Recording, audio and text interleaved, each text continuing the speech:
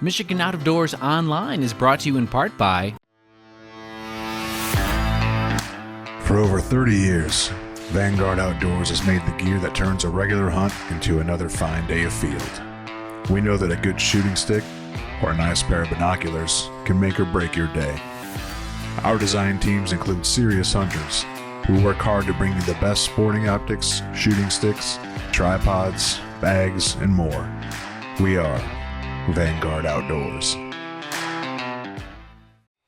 Well, hey everybody, welcome to Michigan Out of Doors, and thank you so much for joining us this week. Hopefully you're getting to spend some good quality time with friends and family around the 4th of July weekend. What a great time to be a sportsman here in the state of Michigan. There's so much happening around the state, so get out and enjoy it over this weekend if you get a chance. We are excited over the next couple of weeks to be bringing you some stories from the Keweenaw Peninsula. We just spent several days up in that part of the state, and on this week's show, since we kind of have the Upper Peninsula on our mind, we're actually going to go to the east end of the Upper Peninsula on this week's episode to show you some great bass fishing opportunities around the Les Cheneaux Islands. Really fun place in our state. If you haven't been there in a while, I definitely would recommend that part of the Upper Peninsula as well. Make sure you stay tuned. We've got a lot of great stuff for you. I'm Jimmy Gratzinger, and it's time for Michigan Out of Doors. From the first spring rains to the soft summer breeze, dancing on the pine forest floor, the autumn colors catch your eyes. Here come the crystal winter skies. It's Michigan out of doors. What a beautiful day in the woods. Someday our children all will see this is their finest legacy, the wonder and the love of Michigan. As the wind comes whispering through the trees, the sweet smell of nature's in the air. From the Great Lakes to the quiet stream, shining like a sportsman's dream, it's a love of Michigan we all share. Michigan Out of Doors is presented by Country Smokehouse, a sportsman's destination since 1988, featuring varieties of homemade sausage, jerky, brats, and gourmet entrees. Holiday gift boxes can be assembled in-store or online. Details at countrysmokehouse.com. By Great Lakes Firearms and Ammunition, a family-owned and operated firearm manufacturer in Sparta, Michigan, offering a wide variety of calibers and colors, backed by a lifetime warranty.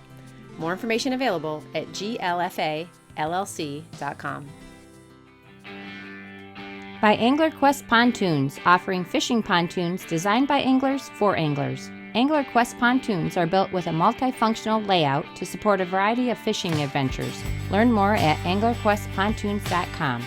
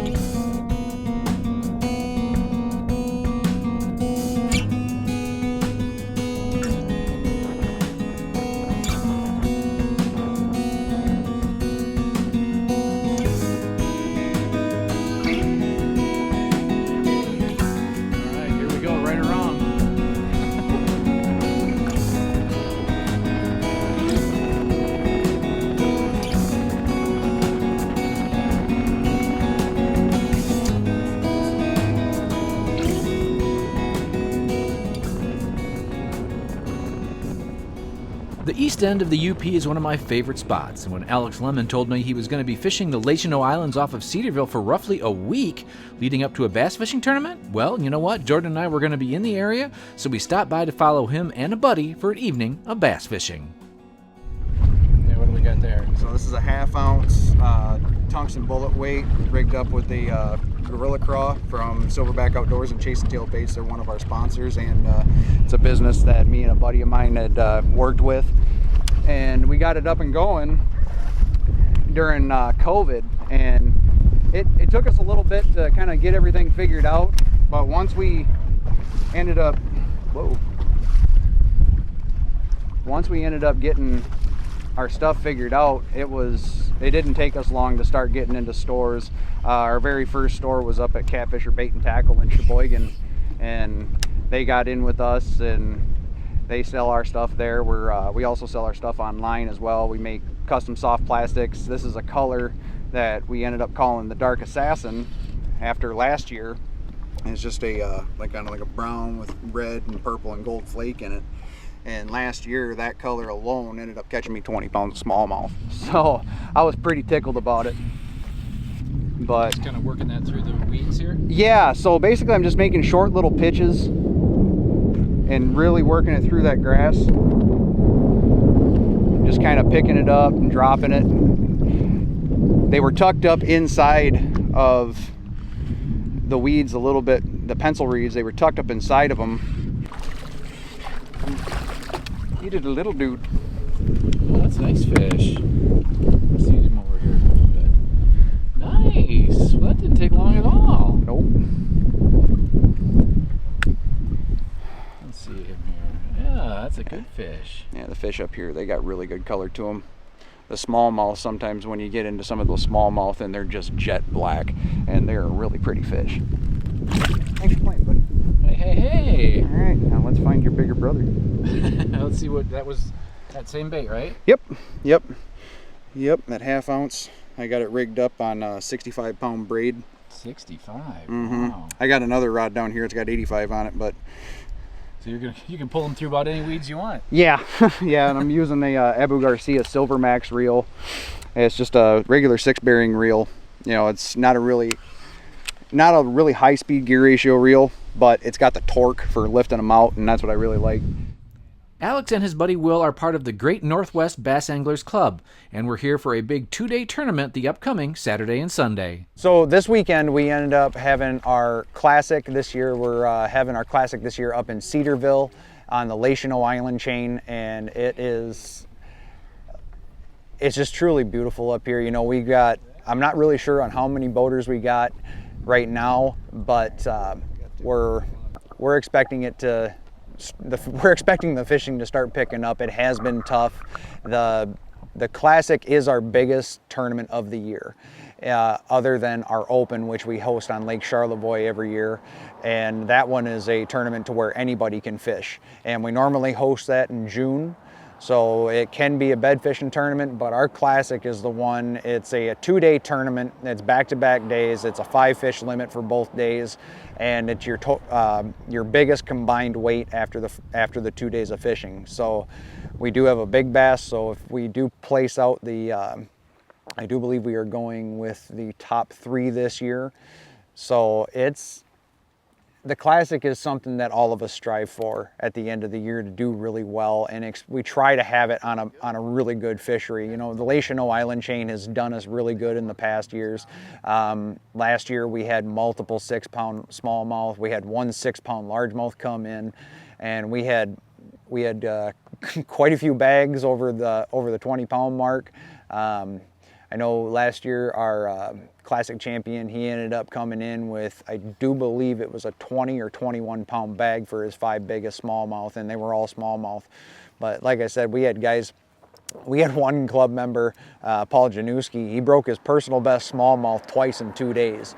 So that's pretty awesome to be able to come to a place and have that opportunity to catch such good quality fish. And the Les Cheneaux Islands, you know, you can really go anywhere and just put the hammer down, but with it being such a big body of water, it gives everybody kind of that sense of freedom. You really don't have to worry about running into a whole lot of people. Yeah, you have your locals, but as far as being able to run into another guy that you're competing against, we try to keep it on a body of water that you're going to have that sense of freedom to where you're going to be able to go anywhere and being able to catch fish. So with the Classic this year, we're really anticipating a lot better outcome than what we have had. So I know this week has been a little tough. We've had it's a little bit warmer than what it was last year.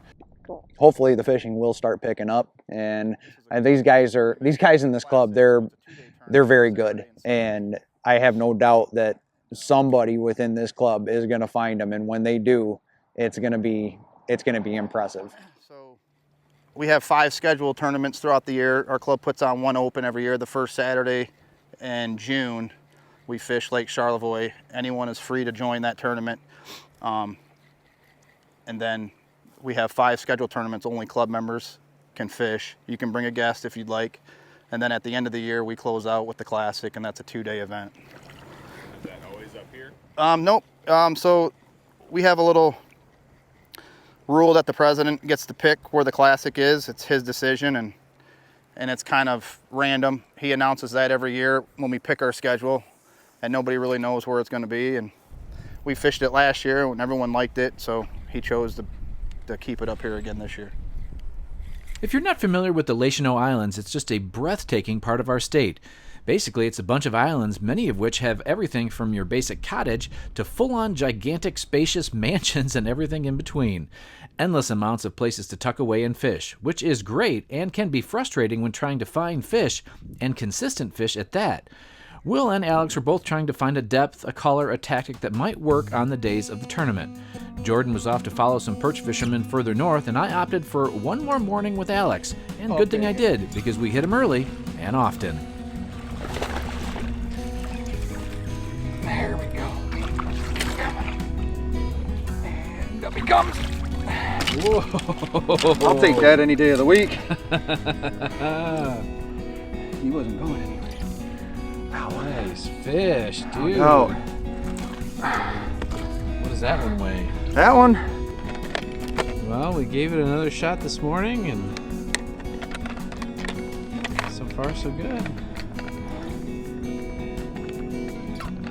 3 pounds even. Look at that. Even the TV guy knew it was a 3-pounder. Not a bad one. Nice job. There we go. All right. Oh, gonna come back up and say hello again. Yep. Woohoo! All right. Hey, In the fog, finally. morning before the tournament. So you getting a plan put together for the next couple of days here, Alex? What are you thinking? Well, I think I'm gonna add a frog into the arsenal. Bass fishing tournaments around the state have become a huge deal and happen on just about every body of water, and folks love them.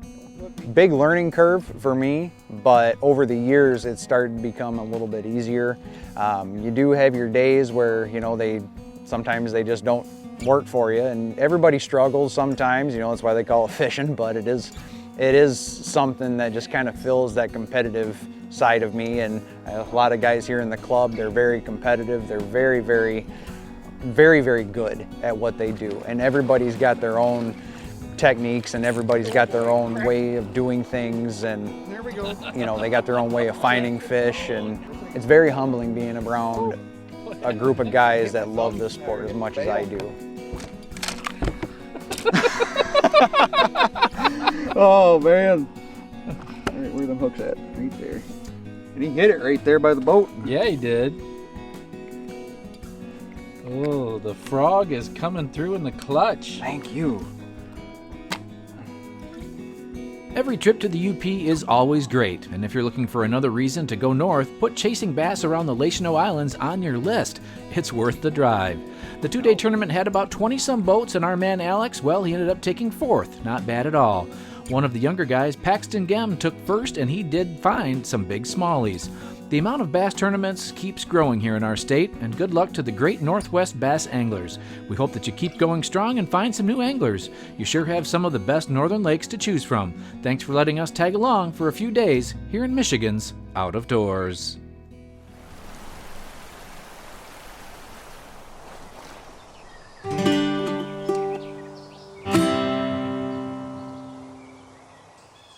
Well, as you can see, we had a ton of fun there in the Les Cheneaux Islands, and what we're going to do is kind of stay right in that same part of the state, and Jordan Brown is going to tag along with a couple of his buddies that were up there doing a little fishing for fun, and to make it a little bit trickier, they tried it with a fly rod.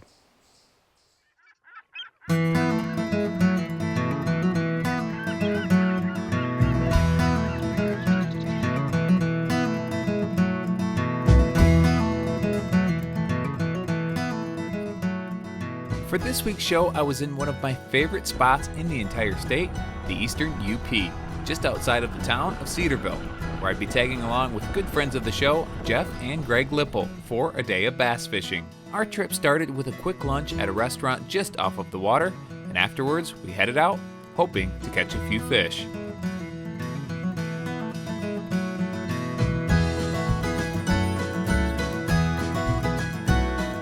guy. Man, he's like, that thing barely hit the water. I was gonna say, it looks like you just cast and you hit it.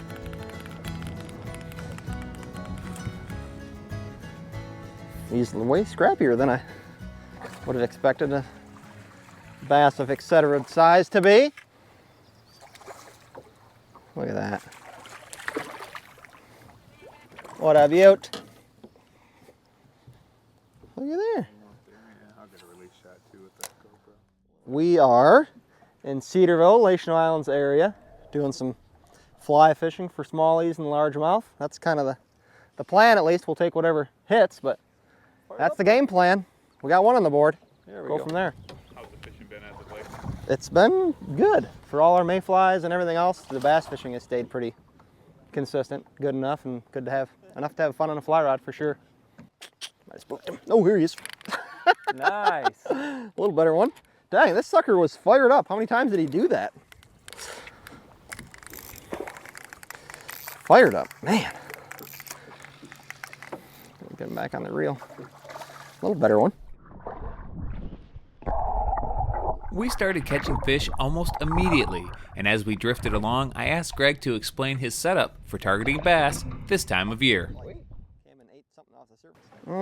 Pretty straightforward. Weight forward floating line is what I like most of the time, and I like using really small stuff. Kind of my thought on that is, and I'm not even very particular on what type of fly, it just kind of depends.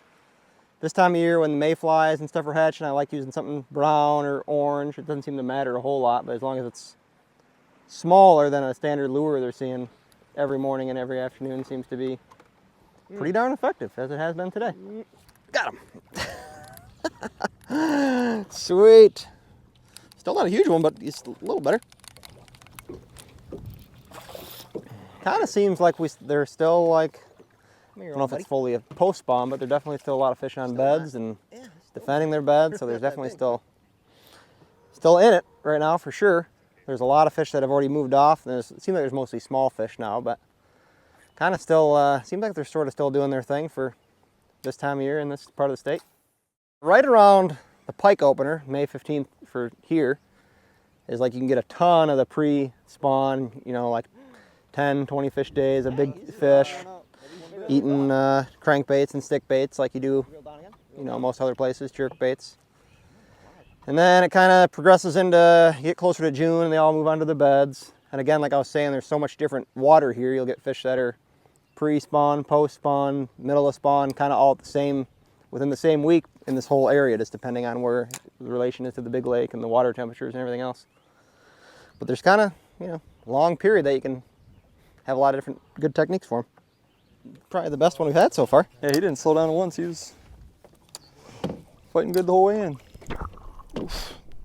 This part of the state is home to a very diverse fishery where you can catch several different species of fish in a relatively small area.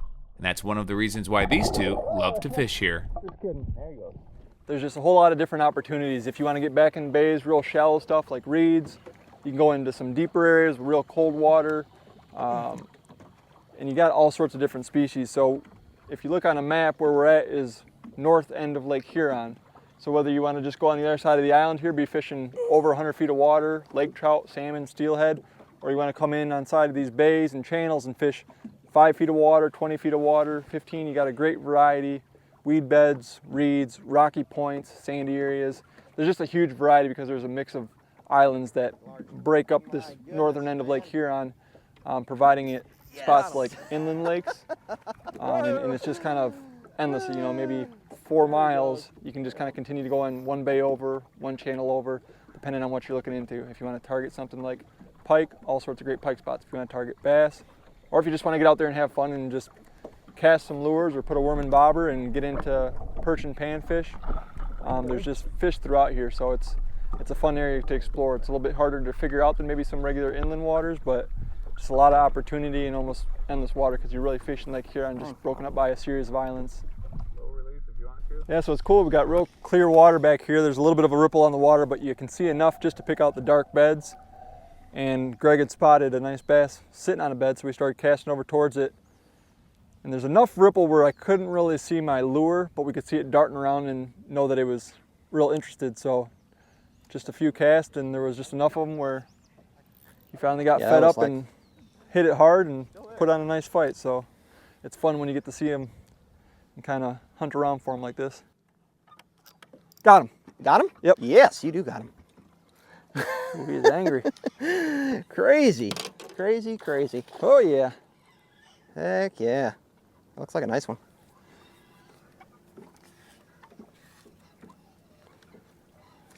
Staying down. Running back and forth, pulling. Maybe get us out of these reeds because I don't want that to happen. There he's out. Kinda. There we go. Crazy.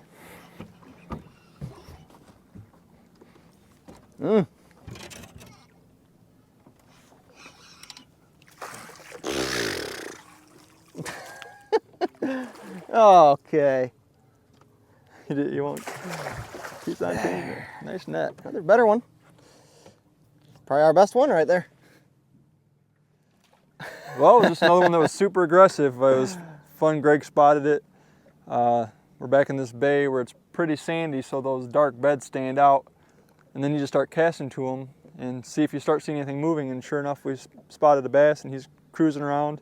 Yeah, that sucker was eating. And the nice thing with that one is it seemed like it spooked out, like we were a little worried about how close we were getting, but it almost like it would spook out and come right back in that bed, or almost instantly. it'd spook out and you'd cast and it'd dart right at the lure. So it took me a few casts to get him to commit. Actually, one time it hit it really hard and pretty much pulled the tail off my lure. So we knew it was aggressive. It was just a matter of getting a good hook set on it, and finally hooked up with it and fought good and pulled hard, and it was a lot of fun to land. Made it happen. Fired up.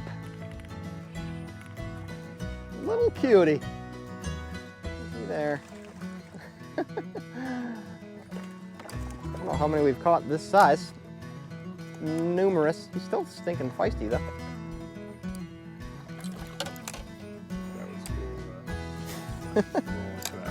That was sweet. We almost had a double. Been consistent. We haven't had any slow spots. That's what's been fun about it too. The bass you just keep on moving until you find them. So it's not like, oh, the fishing's really slow or really good or bad. It's just like it'll be happening somewhere.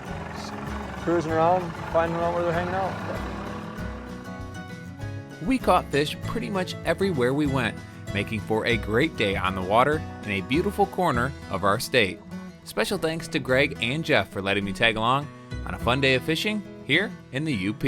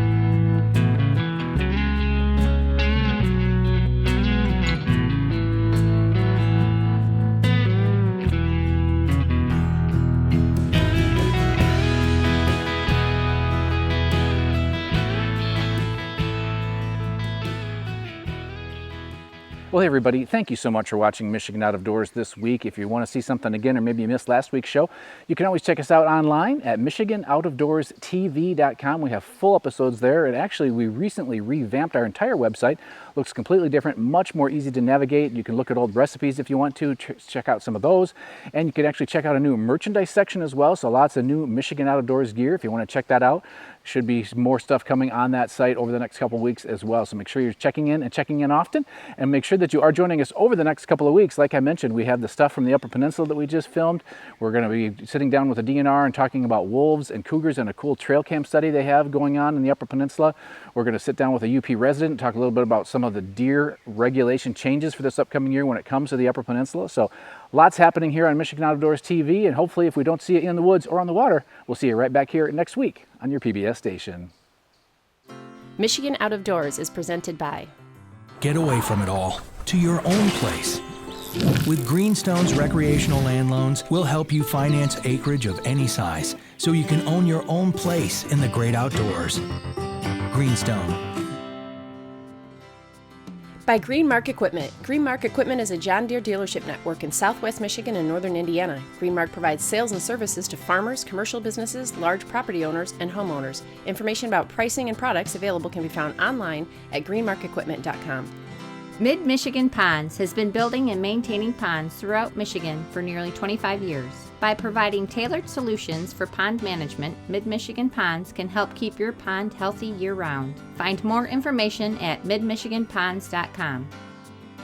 By Network Outdoors, connecting members to share experiences, help grow businesses, and to give back to the outdoor community. Learn more at one of 10 monthly meetups or online at networkoutdoors.com. Closed captioning brought to you by Double D Ranch Foundation, a nonprofit 501c3 foundation working to make hunting and fishing accessible for those with disabilities.